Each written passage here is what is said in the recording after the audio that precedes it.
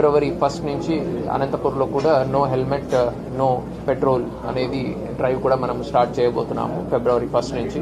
So దానికి ముందు కావాల్సినటువంటి అవేర్నెస్ ప్రోగ్రామ్స్ అన్ని కూడా నెక్స్ట్ 5 డేస్లో చేయడం జరుగుతుంది. మనము ఫిగర్స్ చూసినప్పుడు గత 3 సంవత్సరాల్లో ఆల్మోస్ట్ ఒక 1000 మెంబర్స్ వరకు ప్రాణాలు రోడ్ యాక్సిడెంట్స్లో కోల్పోయినప్పుడు 1500 మెంబర్స్ వరకు రోడ్ యాక్సిడెంట్స్లో ఇంజూర్డ్ ఉన్నారు. లాస్ట్ ఇయర్లోనే చూస్తే దాదాపు 300 మంది అనంతపురం జిల్లాలో డిఫరెంట్ రోడ్ యాక్సిడెంట్స్లో వాళ్ళ ప్రాణాలు కోల్పోయారు. సో ఆల్మోస్ట్ 300 ఫ్యామిలీలు రోడ్ మీదకి వచ్చినట్టు. సో దీన్ని దృష్టిలో పెట్టుకొని మనం ఒక జీరో యాక్సిడెంట్ డిస్ట్రిక్ట్గా మనం ఉండాలి, జీరో ఫెటాలిటీ రేట్ మనకు ఉండాలి అనే ఒక మోటివ్ పెట్టుకొని మనము ముందుకెళ్ళడం జరుగుతుంది.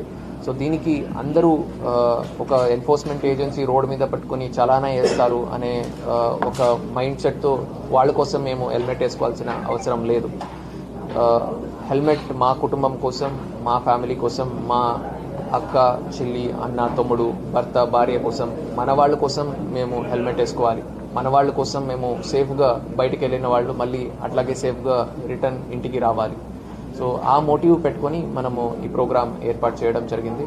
సో దీంట్లో అందరూ స్టేక్ హోల్డర్స్ కోఆపరేట్ చేస్తూ ఈ ప్రోగ్రామ్ని సక్సెస్ చేస్తారని అనుకుంటున్నాను.